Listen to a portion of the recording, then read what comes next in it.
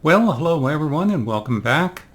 This week we're going to talk about investing in smaller multi-residential properties, 2, 3, maybe 4 units.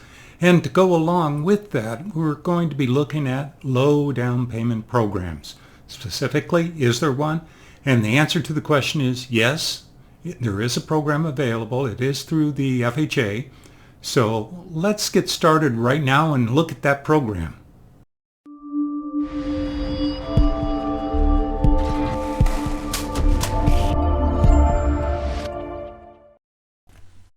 We're looking at a 4-unit multi-residential property, and we would like to buy it, but with as little down payment as possible. And there is a program through the FHA that will allow a borrower to buy it with as little down as 3.5%. So let's go through the requirements. But I do want to emphasize one thing. First of all, you're getting approved by your lender and also by the FHA. For the FHA to insure the loan made by the lender, the loan itself must meet certain minimum requirements. So let's go through all of that right now. The buyer must agree to occupy one of the units for at least 1 year. The FHA is in the business of promoting home ownership, and they will allow this, a 4-unit property, to qualify under that program. But the point being is, they only make loans to people who agree to occupy the property. Next, the property must meet certain minimum standards, the physical characteristics of the property. So there must be a good roof, windows, water heater. A number of other factors also apply, are the minimum standards for the building. And please check with your lender on that. To obtain the loan, you must also meet certain credit requirements.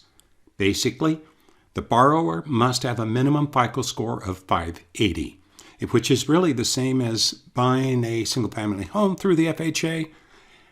They do allow the FICO score to go below that to 500, but then the requirement for the down payment goes up. It may go up to 10%.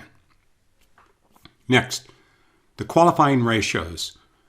And these are both really important. There's 2 of them.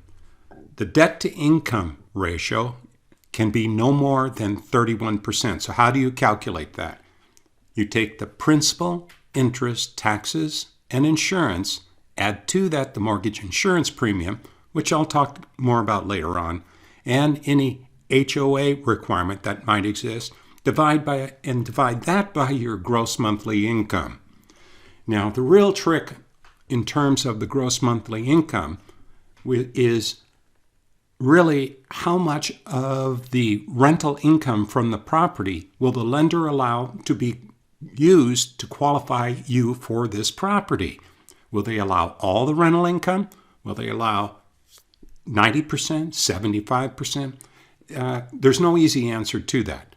So check with your lender. I will say this, to the extent that you have experience dealing with rental properties, the percentage that they will allow will go up.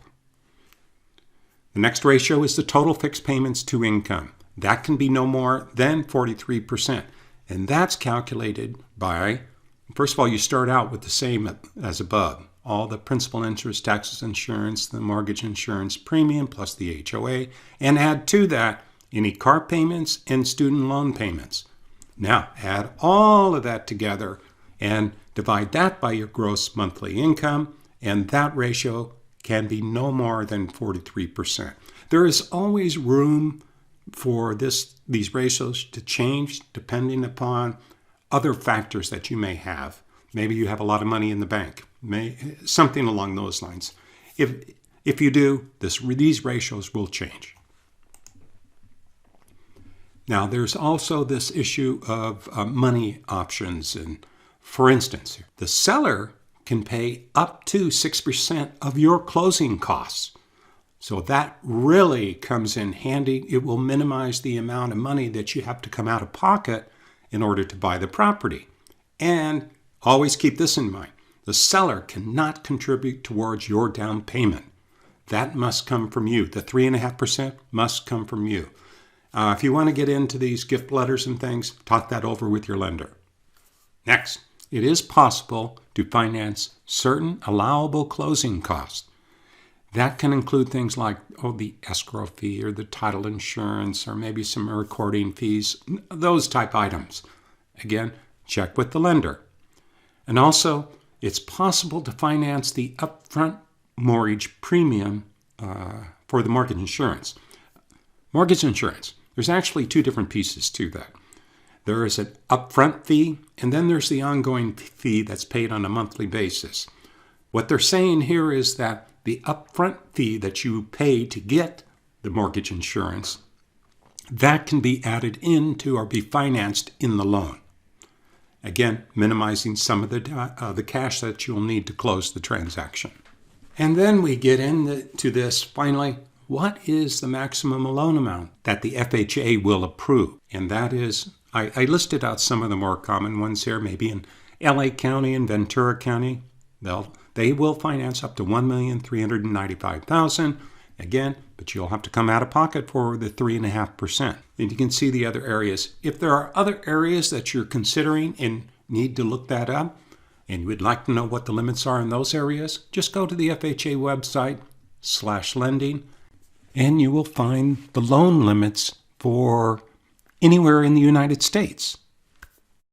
Okay, well, in the future, probably my next video, I'm going to do an analysis of a multi-residential property, and I'm going to employ this type of a loan, and we'll look at what the results are by putting on one of these low down payment loans. If you liked this video, please like, share, and subscribe, and I will be looking for you next time.